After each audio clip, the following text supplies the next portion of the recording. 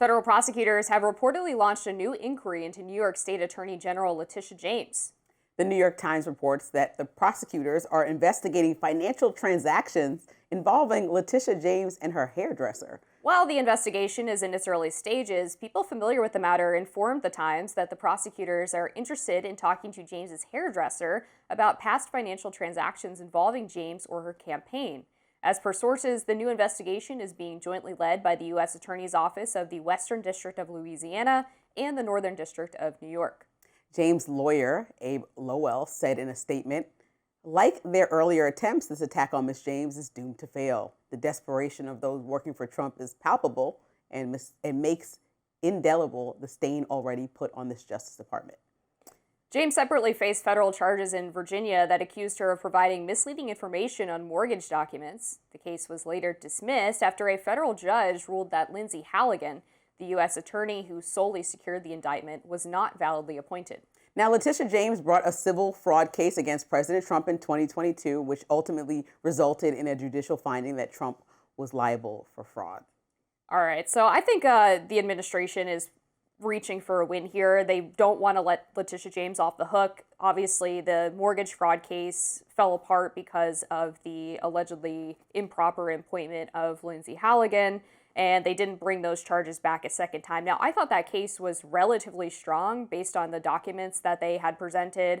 She had claimed that this house in Virginia was her primary residence while she was serving as Attorney General of New York and obviously was living there full time. It looked like she had bought this house for a family member. And when you list yourself as a primary residence or list a home as your primary residence, you get usually more favorable mortgage rates.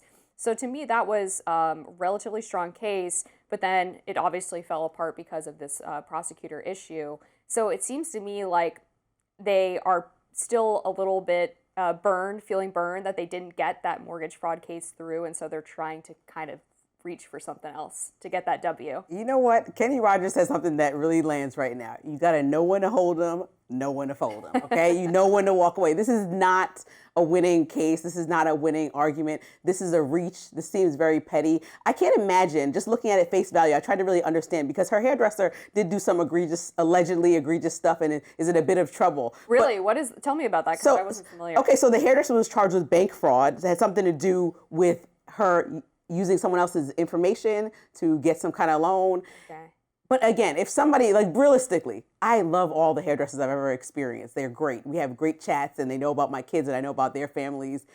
But at the end of the day, if anybody ever came to me and said something that they're doing in their free time has to do with me because I get my hair done by then, that would be one of the silliest cases of all time. To me, just on face value. Now, I haven't dug very deep into this, but it's like the fact that you're trying to say and attach her to the hairdresser, it just shows an extreme overreach by the Trump department to try to just solve this vendetta against Letitia James that they should probably just drop because, like you said, she's not charged twice and it just looks like you got to just take the L. Yeah, I wonder, well, it says that they're looking at financial transactions involving James or her campaign. So I wonder because she donated to her campaign. Right. The same woman. So they're looking at campaign finance fraud. But come on, if you're again, this is like very much a reach. So a woman donates to your campaign. A hairdresser's not donating millions. So we're looking at a couple thousand, maybe even that might be high. And we're talking about a lady who has a personal job, could have used her own $1,000 despite her bank fraud or whatever shady activity she allegedly had going on. But you're trying to tell me that I have some connection to my hairdresser? Well, hey, they got George Santos for campaign fraud. So hey, let's investigate it. Oh, man, please don't. President Trump told the New York Times that only time will tell how long the U.S. needs to run Venezuela. Stick around for that.